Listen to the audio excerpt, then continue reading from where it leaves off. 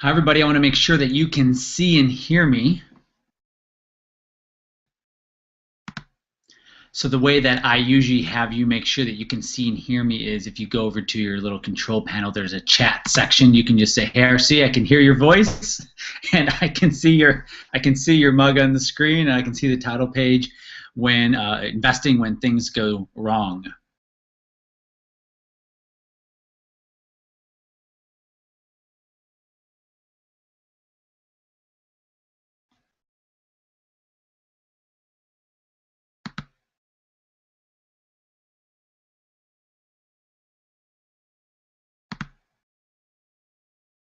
Well, I'm glad you are here.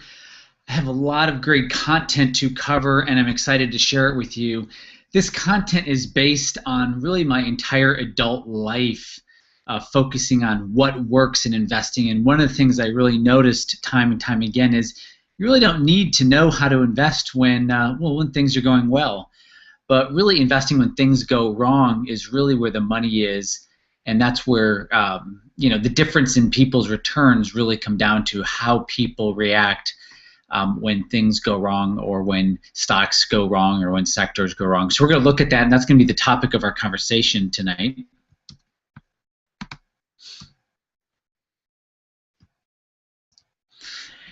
Now, I was actually pretty fortunate. I was pretty fortunate that I was able to spend a good chunk of my 20s figuring out what was best. What was the best way to... Give me a second, guys. I just want to fix something here on my screen here, and I just want to make sure that I can see something on here. I was really able to take a lot of time in my 20s and figure out what was the best approach to investing. Was it fundamental investing, or was it, value investing?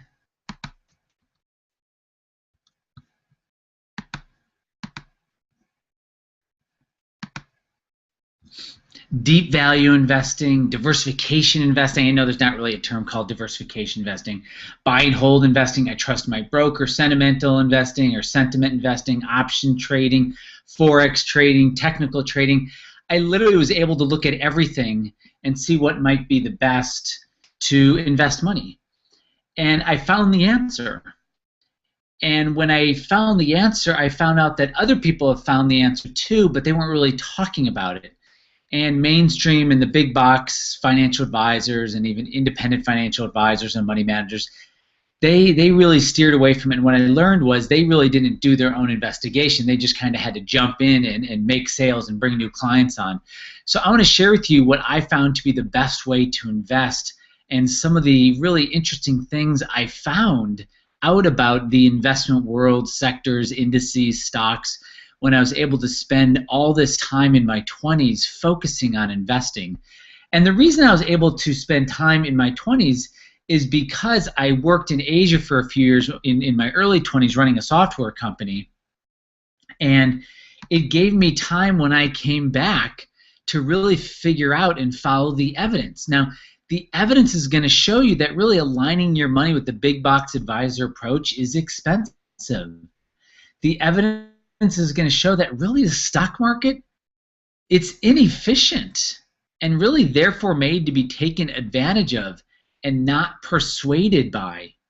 And the evidence is going to show that almost everything follows price. Price influences mood, emotions, opinions, news, profit, loss, account size, portfolio size.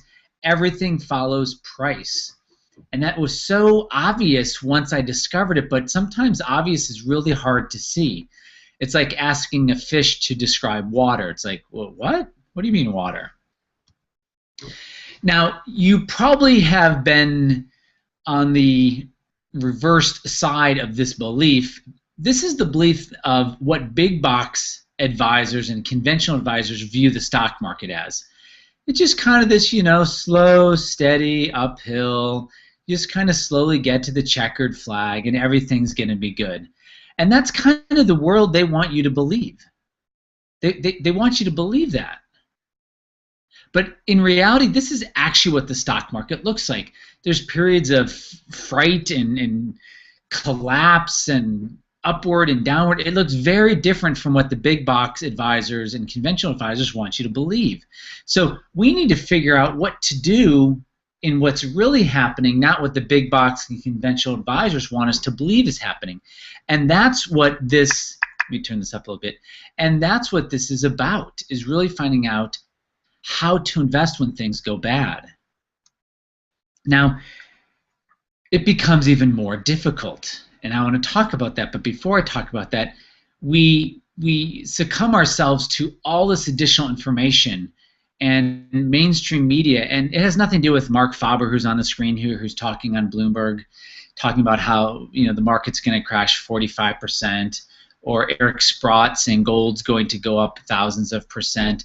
But we're getting opinions from people who earn well, make millions of dollars a year, manage hundreds of millions or billions of dollars. They're on TV, so we believe that they know what's right. Here's Barry Ritholtz, who's crazy intelligent, also has his JD, talking about what we should and should not do.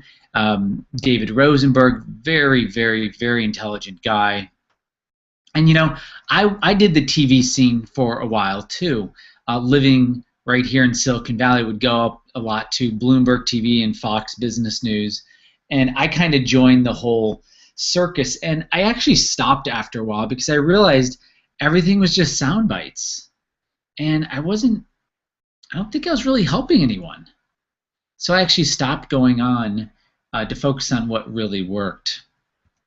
So the biggest thing I found out is that people are way overcomplicating their approach to growing money, and this is kind of what it feels like to me. People think they have to do all these things and get 50 different ticker symbols and do options and currencies and 15 different newsletters and weekend workshops, and they do all these different things in hopes of getting one simple thing, which is, how do I get my money to grow consistently?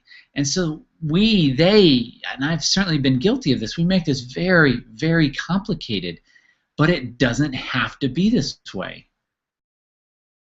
And that's what I really realized when I was in my 20s, when I was able to set aside a couple years. And when I was able to set aside those years, I actually came home from Asia with about $250,000. So I figured, hey, I got a couple years, I got a bag of money, I'm going to figure this thing out. And what the conclusion I came to is there's got to be a better way than what was out there. And that's why I looked at all the different approaches and followed the evidence.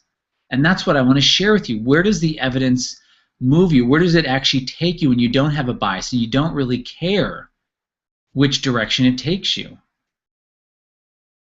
And so I followed it. And what I found was really interesting. I found really three things. The evidence showed me three things. One, it really showed me one thing, but I'm going to talk about it in three different ways. It showed me that there were cycles. There were cycles in stocks, cycles in sectors, cycles in indices, and cycles in the entire investment world. And the other thing I noticed consistently was there was this reversion to mean. If something went down too far, it got right back up if the market was going up.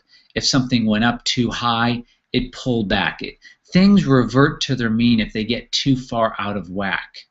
And I've noticed this, and I tracked this back hundreds of years. And the third thing was just volatility. Volatility is always around. Now, we don't notice volatility when it's to the upside. And this could be volatility of price,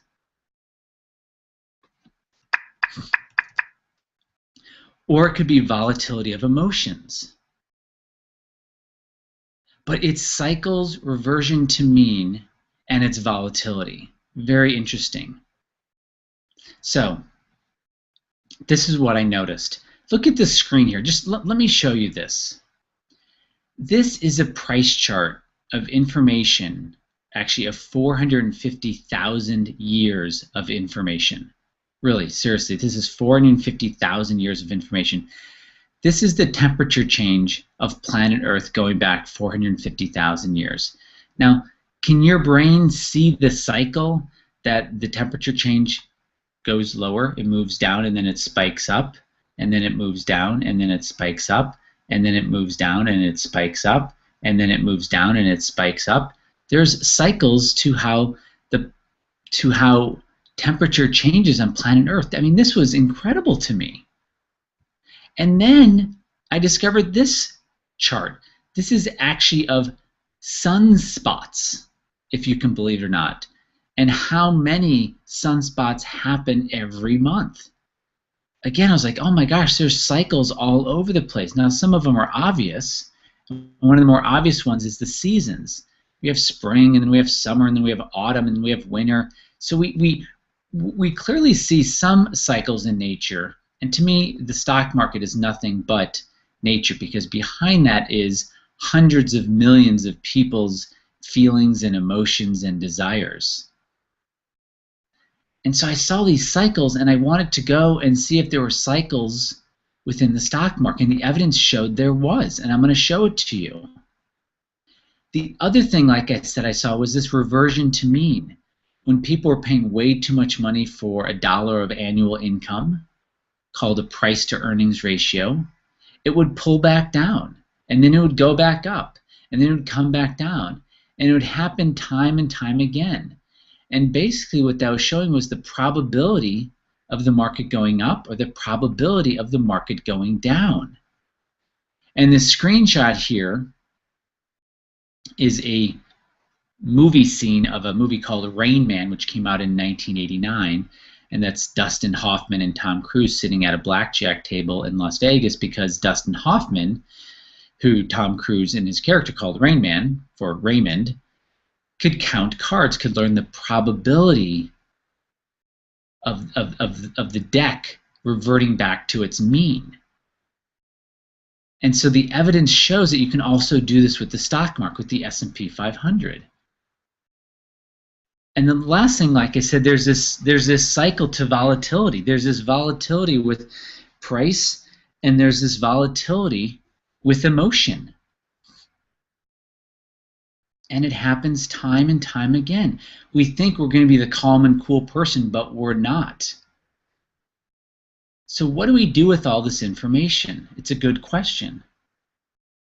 Well, the thing is, you got to get all three of these things aligned. You got to get this price cycle. There's cycles in price. You got to get that. You got to figure out when that's happening. And you got to figure out when there's this probability in cycles. So you have the cycle of probability, and you have the cycle of price. So there's two of the three. And then the third cycle you want to figure out is the cycle of volatility. And when you can align the cycle of price and probability and volatility, then you really have the planets aligned to getting you what you want. And when you get what you want, you really have this logical approach. You have this approach that becomes very logical and very straightforward, and there's a lot of clarity around it. And I want to show you the evidence of what it showed and how that came to be, so you can see yourself in this and see how you can help your own investing. Now, like I said to you before a few minutes earlier, I'm not the only one who discovered this. There's a lot of information on the screen, so let me just show you what you're looking at. On this vertical axis, you see all these numbers, 5% to 35%. That's just showing you the excess return above the S&P 500. So you see Jim Rogers right here, his excess return above the S&P 500 was above 30% for about 12 years. And if you go down here on the horizontal axis, you can see 10, 15, 20, 25, 30 years, and on up to 55 years. So what you see with all these triangles and circles and squares, some of them identified by people, is there are dozens and dozens and dozens and dozens of people who control trillions of dollars collectively, who can effectively and consistently beat the stock market for long periods of time. Look at, here's John Templeton. He was able to beat the stock market over 38 years. Now, he only beat it every year by about 4.5%, but that's significant that he did it for 38 years. Filio Correa did it for 50 years. He beat the stock market by 5% a year. These are names you've probably never heard of. The point is, they all did the same thing, which I want to share with you. They also noticed these cycles in volatility, in probability or reversion to mean and price. So where does it happen? Happens in stocks, happens in the index or indices, and it happens in the entire investment world. So I want to go with you, come with me, and let's go look into each one of these, and I'll show you how it works and works consistently over time. So the first place I want to start is stocks. Now, just because I'm going to show you stocks doesn't mean you have to invest in stocks. You could invest in sectors, you could just invest in an index or the overall investment world, which I'll get to that. But let's look at stocks. I'm going to look at the first stock here, which you might recognize this logo right here. This is the largest company by market cap in the United States. It's a little shy of about $600 billion in market cap today. It does about $171 billion in revenue, pretty gigantic. It's got about 80,000 worldwide employees. It was founded in 1976. This thing's been around for a while. And in assets, it's got about $207 billion in assets, not including the $150 billion in cash. So this thing's pretty amazing. Now look what happened. We got another company here. This company's not as big as Apple. It's the 24th largest company in the United States. Look at this. Founded in 1968, a little bit older than Apple. $53 billion in annual revenue. Do you recognize these are very established companies? They're not going anywhere. Over 100,000 employees worldwide. Almost $100 billion in assets. And look at this. You heard of this company, Berkshire Hathaway? 6th largest company in the United States. This is huge. Now, Berkshire Hathaway itself was founded in 1839. Warren Buffett bought it in the 60s. So yes, Berkshire itself was founded in 1839, but Warren Buffett bought it, I believe, in 1963. It's got $182 billion a year in revenue. It's got about 300,000 employees worldwide, and its total assets are almost $500 billion. So would you agree, yes, that these companies aren't going anywhere? So tell me this, how do you explain Apple falling 44% in 7 months? Losing $264 billion in market cap. That should never be able to happen. Or when Intel lost $50 billion, or 33% of its market cap in 7 months. Or when Berkshire, yes, Berkshire fell 25%, or $95 billion in 7 months. Now, the 7 months, I honestly, that was actually a coincidence on those. It doesn't have to be 7 months. But now these three companies fell significantly over a period of time where the stock market didn't fall. So you can't say, someone can't say, oh, well, the stock market was falling. Actually, it wasn't when these were falling. The stock market was doing fine. But this is volatility, and this is a cycle within a stock. When a stock is trending higher, there's going to be periods of time where it just corrects 20 to 30 to 40%. This happens to every stock. And guess what happens afterwards? Check this out. Apple went up 76%. Intel went up 77%. Berkshire went up 92%. I mean, that is incredible. Talk about volatility and emotions and reverting back to mean and cycles in price.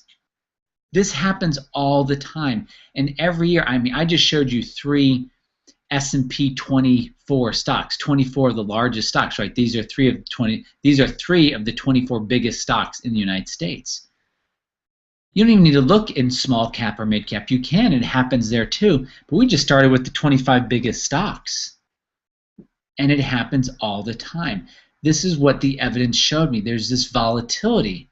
Of course, you have to have the emotions and the platform, and you have to understand which ones are going up and what the market is doing. It's not that difficult, but there are a few other things you need to learn. The point is that this happens all the time with stocks. It happens to B of A.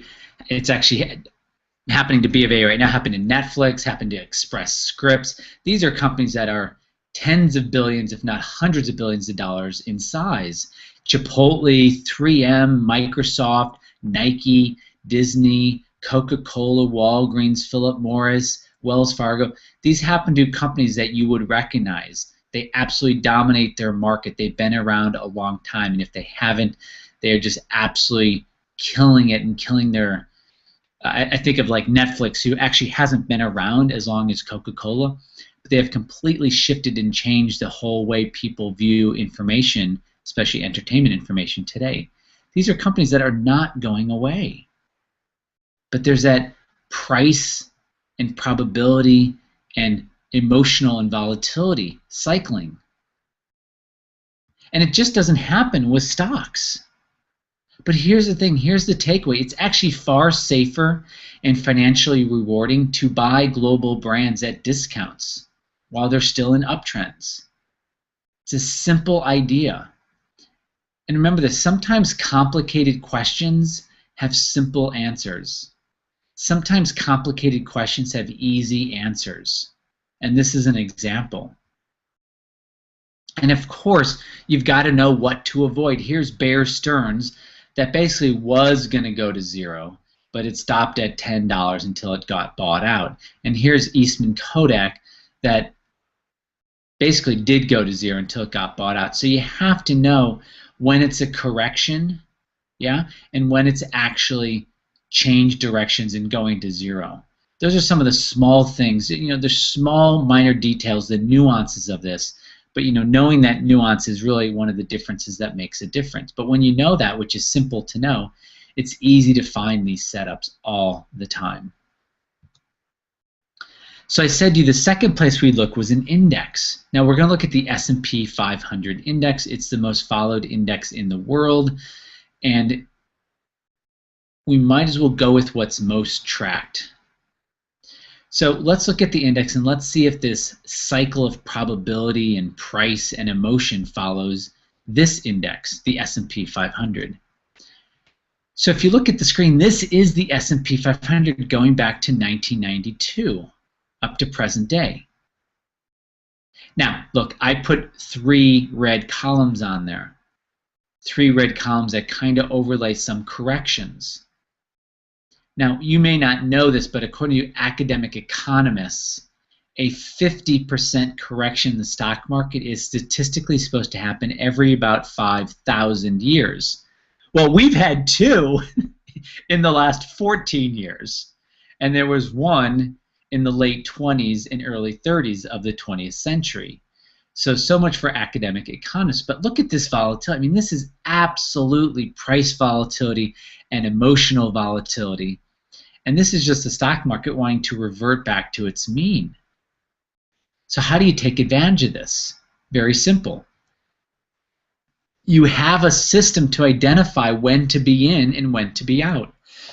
It's literally based on probability, just like counting cards at a blackjack table. If you're counting cards at a blackjack table, you are not gambling. You are working and leveraging probability. Well, that's the same thing I figured out with the stock market, with the index, the S&P 500 index. And from November 2000 to August of 2002, actually to May of 2002, the market fell, actually fell intraday over 48%. But market probability, the strategy that I built, actually went up. And back in 2001 and 2002, when your money wasn't in the stock market, you actually got paid to have your money in cash. If you can remember those days, you got paid about 5% a year.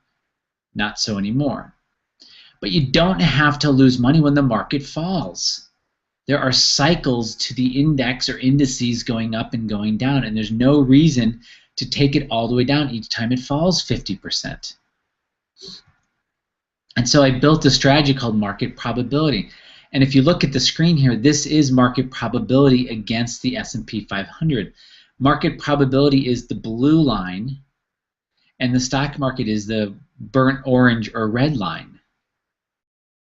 Now, if you look at the blue line, it looks like the blue line starts maybe in 2003. It's actually not true. That's actually just flat. That's in cash, not making any money or losing any money. And then it goes back into a very specific index.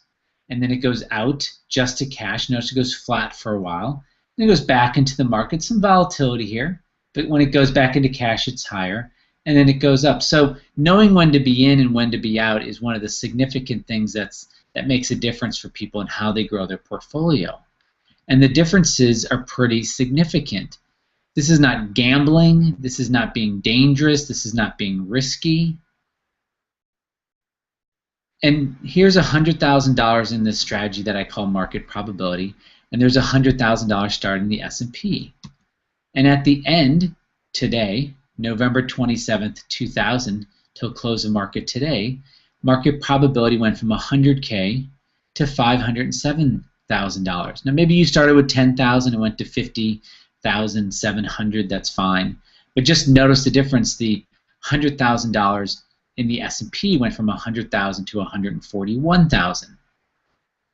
If you reinvested your dividends, it would go to 185,000. But it would still be significantly lower than this strategy that I call market probability. The takeaway is there's periods of time where you just don't want to be in the stock market. I mean, why do you want to be in the stock market? Why would someone want to be in the stock market or be on the ocean when the waves are 200 feet, it's volatile, it's dangerous, it's scary, people could die? Well, you wouldn't want to, and it makes sense about traveling the ocean, but people, certainly big box advisors, don't think that for the stock market. But it's dangerous being out in the stock market when it's in what I call low probability or red light mode. And we probably have one more big correction in front of us, probably in the next 18 months, simply because the behavior of the big box advisors has not changed. This is what the stock market looked like in 2000. It fell 48.97%. Or in 2008, it was really from October of 2007 to March of 2009, the market fell 58%. The stock market fell 22% in 5 weeks in 2011. Very dangerous times. I don't know when the next one is. Maybe it's 2015, maybe it's 2016, but we're still in this cycle of volatility, and there's no need to lose half your money again. Obviously, if you lose half, the 100,000 goes to 50,000. It takes 100% gain just to get back to the starting line.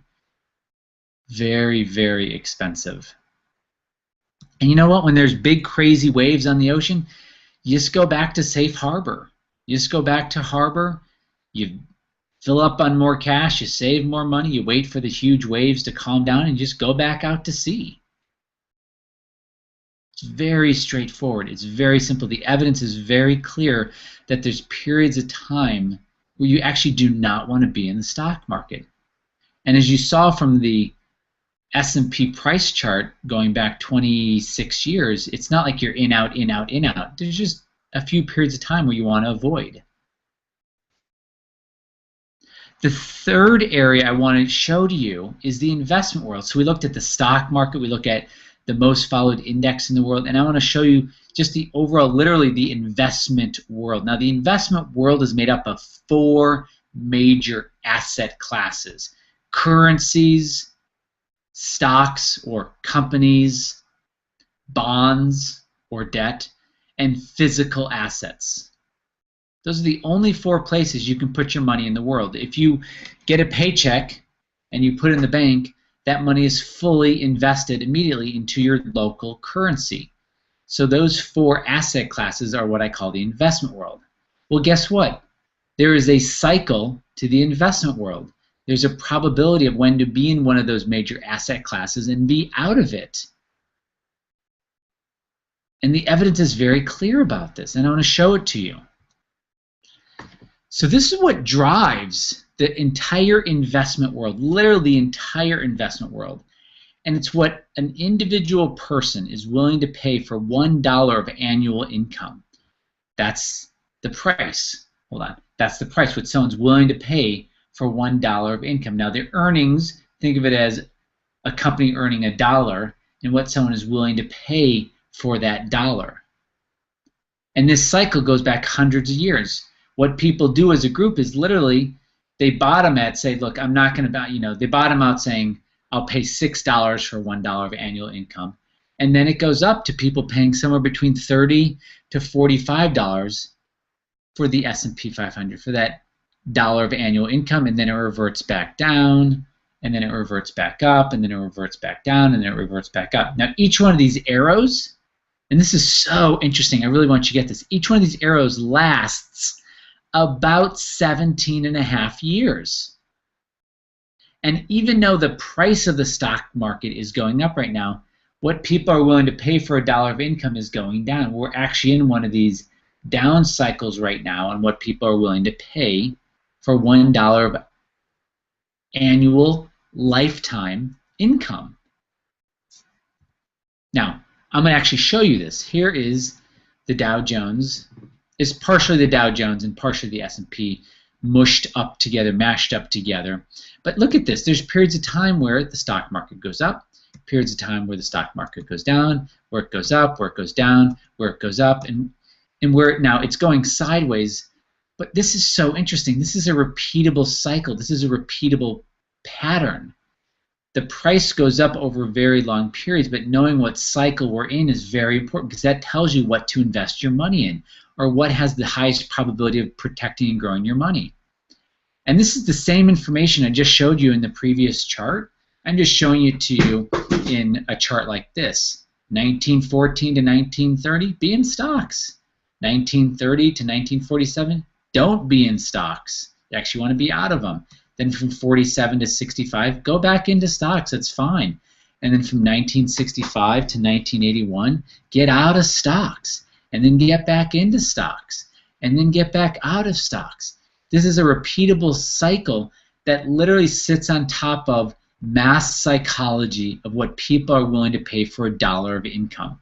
I mean, this is fascinating stuff. And when I learned about this in my 20s, what I learned was no one knew about this really. It was something I was just discovering, and because I didn't grow up in a big box advisor firm, I didn't really recognize how novel this information was.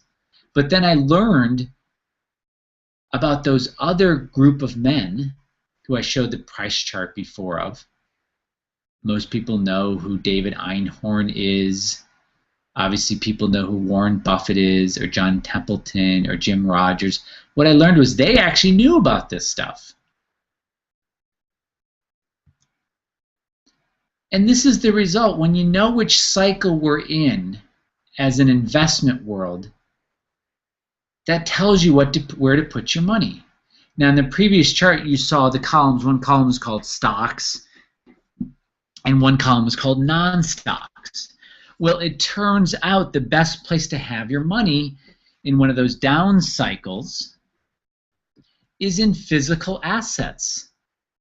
Now, physical assets is as wide and large as the stock market. You have real estate in there, you have land in there, you have condos, you have coffee, corn, sugar, oil, energy, metals, precious metals, base metals, rare wine, rare master painting. So there's lots of things that fit in physical assets, and most of them, well, they all actually do go up, but the question I had was which one actually is most accessible to people and goes up very well. And I had the answer, and it's gold. Gold actually does the best when we're in one of these down cycles in the overall investment world. Now, gold is the kind of light orange line on the screen, and the black line is the S&P 500. And this cycle that we're in now, this non-stock cycle, or what I call the physical cycle, it started in November of 2000. So if you look at the screen, yeah, you know what? The S&P did go up, has gone up 84%, including dividends, since November of 2000. And gold, even with its correction from $1,919 down to $1,188, and it's slightly above that today, even with that big correction, not paying a yield or a dividend, is up 386%. Clearly, there's a difference in returns between the two. And we're only about 14 years in this cycle. And if you remember, I said these cycles last about 18 years. So what I found, where the evidence drove me to, was, wow, there's a cycle in the investment world, and it told me what was the best asset to buy. Pretty amazing stuff. Now, I learned something about where this evidence followed me. What I learned was many people, conventional advisors, big box advisors, they didn't actually want to know about it, because they are all kind of in the buy and hold, just give us your money, it's always going to stay in the market. So I have this information for you, but the question is, what do you do with it? What can you do with this insight? What can you do with these insights? And I want to show you what you can do with it. Well, the first thing is, you don't want to do it on your own. The evidence is also very clear that people try to do things on their own. They have very bad returns over time. One, they get believing in conventional ideas, like conventional diversification of, like, I got to own some large cap stocks and some small cap stocks and some growth stocks and some international stocks and some mid cap stocks, and I got to get some value stocks. And that's just a conventional way of looking at investing. The problem is, this is what happens to people who are diversified when the stock market falls. They still lose money. They still lose money. Now, what you're looking at is a screen of 6 different exchange-traded funds. S&P 500, basket of European stocks, a basket of dividend-growing stocks, a basket of small-cap stocks, a basket of mid-cap stocks, and a basket of international stocks. And they're each a different color on the screen. And look, they all fell.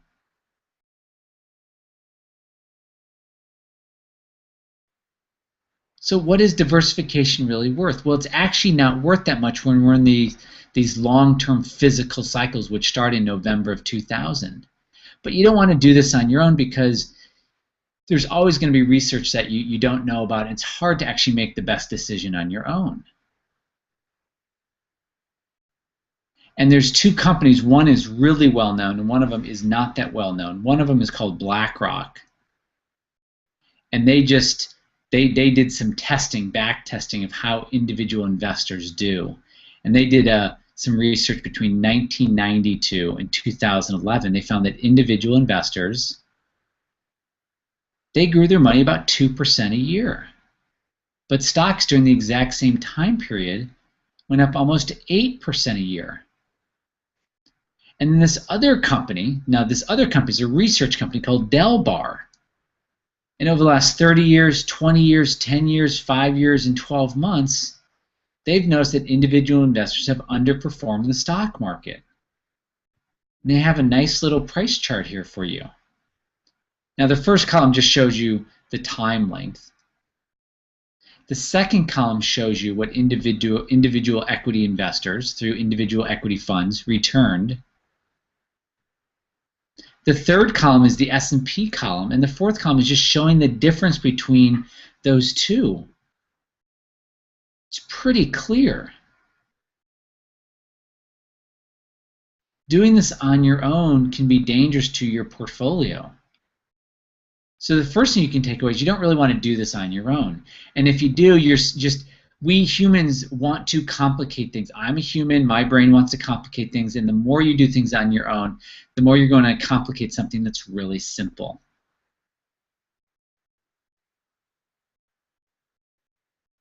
Be part of a group. Be part of a group so things can be simple. Because sometimes complicated questions have very simple answers. Sometimes complicated thoughts, complicated systems have very simple solutions, like growing money. So the second thing, you want to plug into a strategy that actually adapts to these cycles, to the market shifting up and shifting down, to the investment world going into a physical cycle or a paper cycle. You want to have a strategy or a handful of strategies that adapt. You want a strategy that adapts, because after all, what you're buying is a strategy. So you want strategy diversification. That's what you want, is strategy diversification, not stock diversification. You want to be in different strategies that can be affected differently so you're never caught holding the bag. And then the third thing you want to look at, you really want to be part of a group. I mean, a peer group defines your net worth, defines your income, and you may or may not have heard this before, but your net worth, your income is the average of the 5 people you spend the most amount of time with, your peer group. So if your returns aren't what you want to shift that peer group. Join a peer group so you can get what they're already getting. Find a peer group that is getting what you want to get. A peer group that won't run out of money, that will have enough money, that has taken back control of their future and their security, and they won't be a burden on their kids. Now, I'm by trade a money manager, so I manage people's money for a living. And I also am what I call an evidence-based financial advisor. Well, to a lot of people, it's just too expensive to work with me. My rate is right around $30,000 for 6 months of working with me. Now, to those who don't want to actually lose half of their money in the stock market in 2008 or 2000, and they have hundreds of thousands or millions of dollars in the stock market, and they want to shift the way they behave, investing that $30,000 is really appropriate for them. But I know that to many people that'd be a big leap of faith, and to other people they just don't have the money. So years ago I actually started a little corner of the sandbox on the internet and put all of my strategies in there, and I put all the tools that I built over my adult lifetime, but in my 20s and my 30s and my 40s, I put all those tools in there just so kind of like a toolbox to hold them, because I knew that not all people could have access to me personally managing their money or be able to afford me to personally work with them one-on-one. So I literally built a little membership site for people so they could have access to literally the exact same information, the strategies and the tools. And that's what these people have gotten. Really, security. So I want to just tell you what the membership gets you in case parts of you are interested, because it's pretty interesting what the membership does. The membership actually has 3 strategies. It has a stock strategy, has an index strategy, and it has an investment world strategy that you can literally just plug your money into. And you don't have to use all 3 strategies, but a lot of people like to use 1 or 2 or all 3 of them, and they diversify into the strategies. So I set up this membership site so you can see where the money is and whether we're in what I call green light mode or red light mode with the index, and whether how you invest in gold. Should you invest in the actual gold? Should you take possession of it? Should you buy silver? Should you buy an index? Should you buy mining stocks? How do you buy the index when it's in green light mode? Do you just go buy the S&P 500? The answer is no. So there's all those nuanced things that you want to learn, so you don't have to learn it on your own. So what I put down was I gave people access to these 3 portfolios. I gave people alerts so they could tell when things would be changing, when I got into a stock or got out of a stock, or when the index went from green light to red light, or how to own and how to position yourself in gold so the downsides are minimal and the upsides are as big as possible. I put together a 30-day market forecast. Just tell me what the price charts would tell me. I'm a technical investor. So I look to the price charts because everything follows the price. Opinion, mood, emotions, feelings, portfolio size. So I look at the price charts every 30 days and say, hey, what is coming in front of us? I do a live Q&A once a month where you can ask me personally. You can personally ask me questions. And I do this thing in that meeting called speed investing. You bring your ticker symbol with you. I'll deconstruct it right there live in the meeting. And I give you access to all of my investment tools. Now the value of all this is about $8,500. And the value goes up the more you actually implement all of these tools, all of this knowledge. This is not content. This is take it, plug it in, and have a different experience in the stock market. And look, this is uncomfortable for a lot of people. People stay in their comfort zone and hope something changes. And wherever you are in your life, or what age you are, you know most of the magic that you've gotten in your life has happened when you've stepped outside of your comfort zone. And you all know that. And so there might be a little discomfort, or maybe not, to saying, you know what, I'm going to try this out. Now, I want to give you a bonus if you sign up tonight. And it's a pretty cool bonus. So back in the early 2000s, I built a real estate tool to tell you whether you should buy a property or should not buy a property based on its price and what it rents for. And I built a whole course around this tool and this idea. Again, the whole idea of following the evidence, because I wanted to start buying investment property. I wanted a very simple way. Buying property is very complicated, but I believe there had to be a simple solution to that complication. So I built a couple tools and I put in a course, and I taught the course for years, and actually stopped teaching the course in 2006 when the tool kept coming back saying, don't buy real estate, don't buy real estate. So I stopped teaching the course, but I have all the material on the website, on the membership site. And that, when I sold it, was $5,000. It was a $5,000 course when I sold it. So I want you to have that for signing up tonight, yeah? And the way you can sign up is you can just go to Fearless Wealth Now. Now, I capitalized the first letter of each word so it's easy for your brain to read, fearlesswealthnow.com. But you don't need to capitalize when you type it into your URL. That's really not necessary. And I can even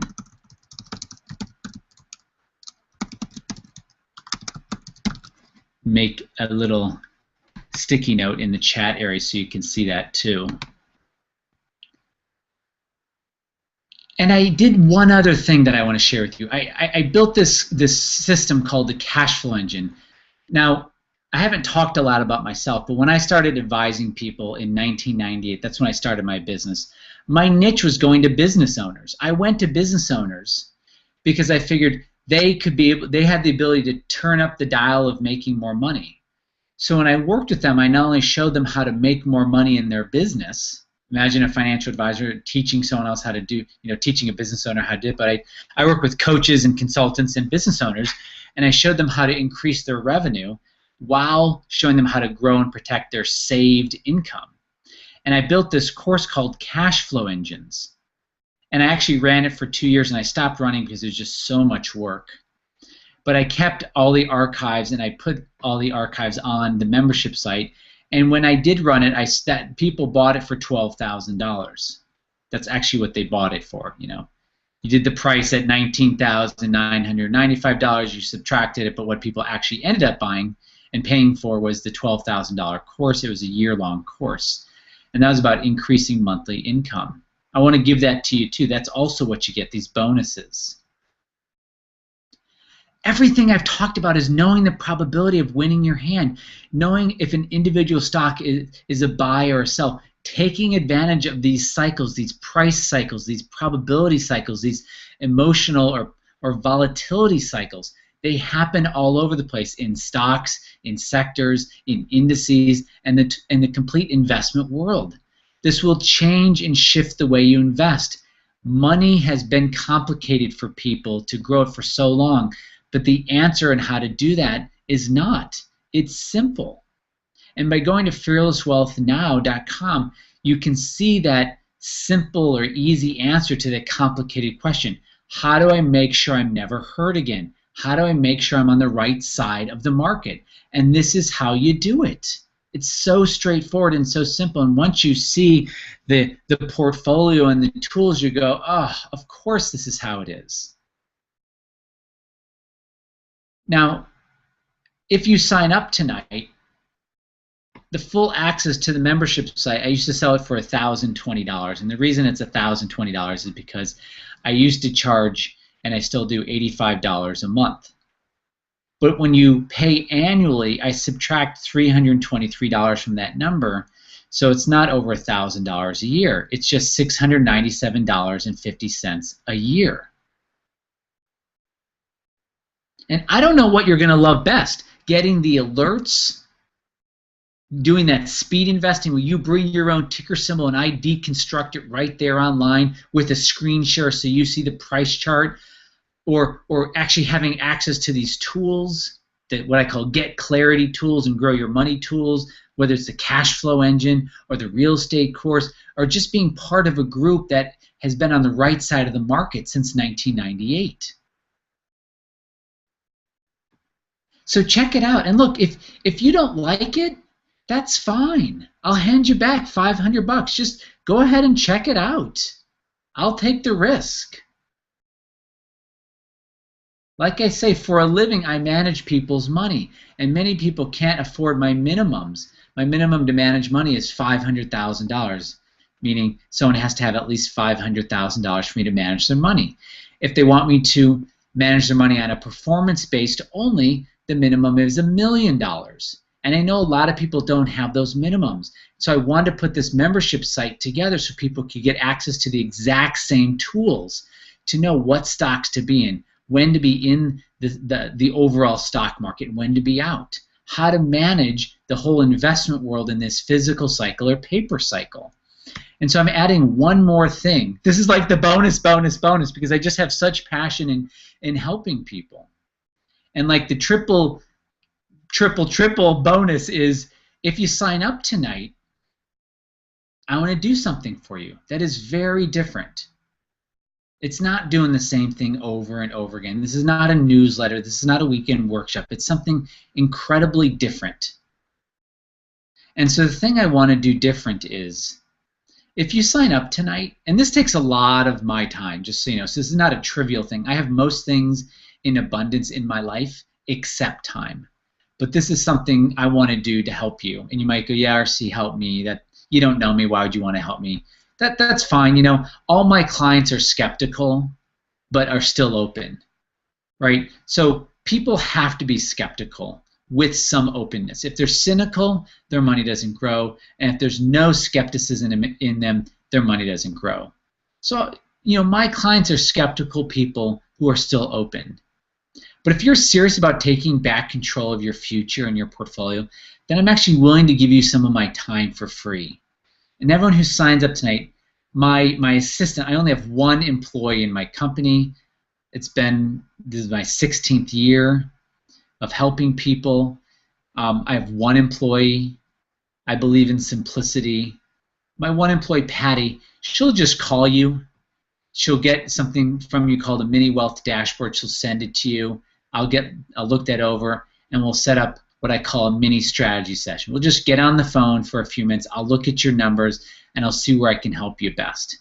That's going to the MasterCard commercials. That is actually priceless, because the only people who actually get time of mine, personal time, are people who invest that $30,000 over 6 months.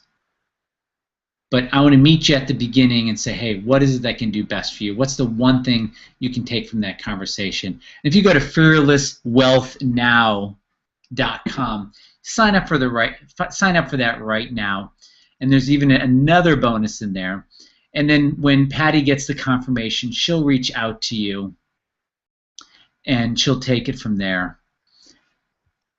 Thank you so much for being here. I know there's lots of places you can be, and you chose to be on this. I wanted to make sure that there was great content, and that you could also take some things away from this for yourself, even if we never do business. We do have a couple minutes left, and I want to know if anyone has any questions. If you have any questions you want to ask me, there's a chat window that you can type in your question. It is private, so I will be the only one who can see it. So you can go ahead and type that in. I'll give you about 30 seconds or so to type in a question.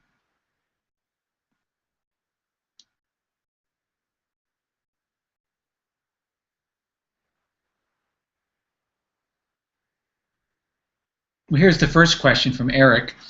RC, what's the minimum I need to have to really take advantage of these tools and this evidence that you just discussed with us?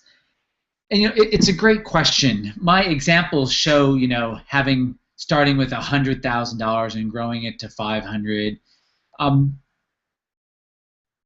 What you're getting from this is an education. I mean, that's really what you're getting. The tools, use the tools, use them again, follow the alerts, look at the portfolios.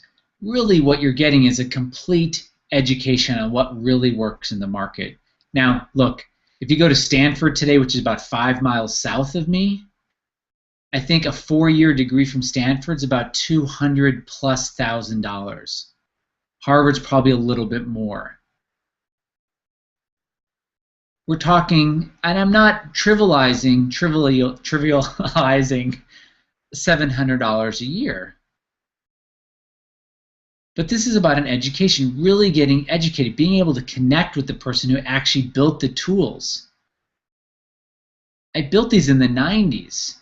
They've been working for decades. I started sharing them in 1998. So thanks for that question, Eric.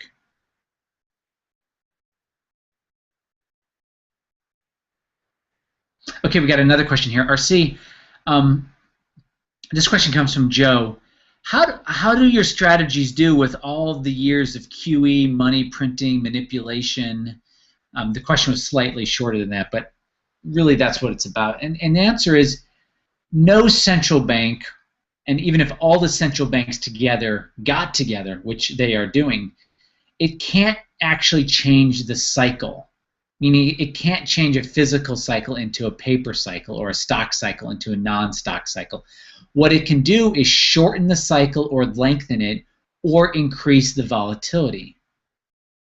And that's actually what's happening. Meaning what all this money printing is actually doing is greatly increasing all the volatility. Look, when you have two 50% corrections at that time in 8 years, now I know we have passed that, now it's within 14 years, that is incredibly volatile.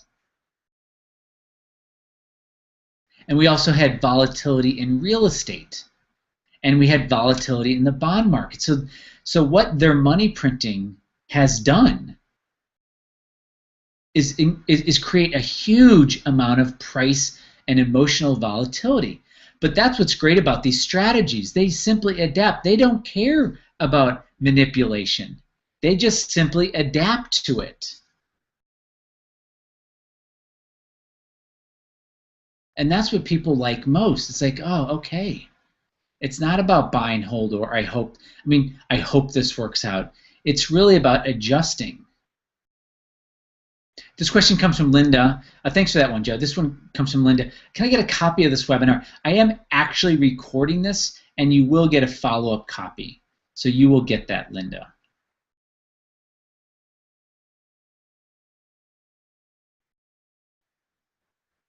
Hey, thanks so much. When I first did my first webinar about 10 years ago, I used to get like an hour of questions. And now that I have practice over and over and help people understand what they're going to get from being part of this membership and why I do it and what my background is and why I built these strategies and what the evidence has clearly said, it usually brings about so much more clarity, and I think this is the case also today. So thank you so much for being here again. I know there were places you could be and you chose to be here. I look forward to seeing you on the next monthly meeting and the next new member meeting too. You guys all take care, and I'll speak to you then.